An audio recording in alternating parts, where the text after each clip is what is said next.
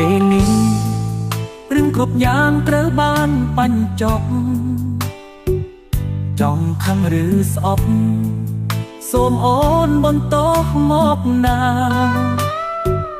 មិនចង់ឆ្ងាយពីគ្នាតែយើងគ្មានវាសនាបងដឹងថាស្នេហាមិនអាចគង់វង្សបងត្រៀមរួចហើយត្រៀមចម្លើយតែត្រូវតបអូនបងមិនអាចសងក្តីស្នេហ៍ដែលខំមើលថែបើអូនជាបងទើបអូនដឹងថាបងស្មោះគ្មានចិត្តព្រួលប្រែវេលាស្នេហ៍អ្នកបងវ៉ែចិត្តយើងទាំងពីរ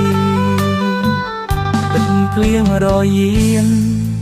ដំណក់ដែលស្រក់មកលើផែនដីប្រាប់អត់ខណីថាបងស្រឡាញ់អូនខ្លាំងបញ្ចង់ក្តីស្នេហ៍ប៉ុន្តែពេលនេះបងត្រូវចោទចាញ់គឺចោទចាញ់នឹងកែម្នាក់នោះបងលាសិនហើយលាក្តីស្នេហ៍ដែលសាងនឹងអូនបងសុំដកខ្លួនសូមអូនរស់ឲ្យបានសុខណាបងដឹងមុនហើយថាពួកយើងគ្មានវាសនាបន្ទំបែកណាក៏យើងនៅ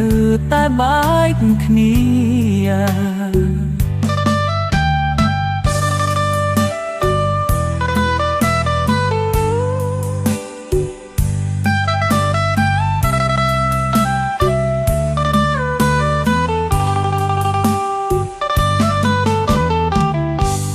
ចាប់ពីពេលនេះ